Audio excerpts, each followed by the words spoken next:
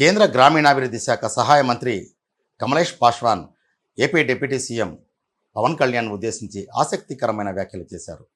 మీ మాదిరే నేను కూడా పవన్ కళ్యాణ్కు వీరాభిమానినే అని చెప్పారు. ఆయన చేసిన సినిమాలు ఎన్నో మీతో పాటు నేను కూడా చూశా.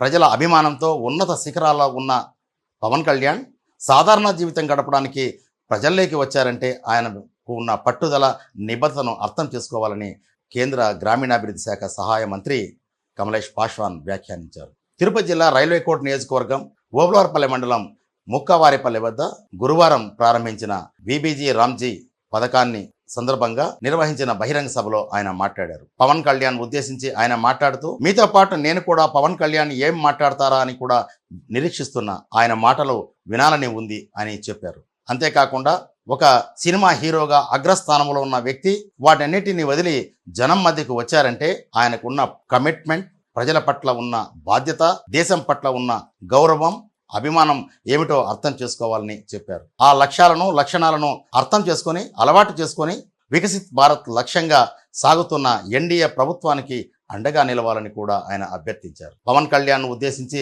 చేసిన అనేక వ్యాఖ్యలు ఈ బహిరంగ సభలో కేరింతలు, చప్పట్లు కొట్టించాయి.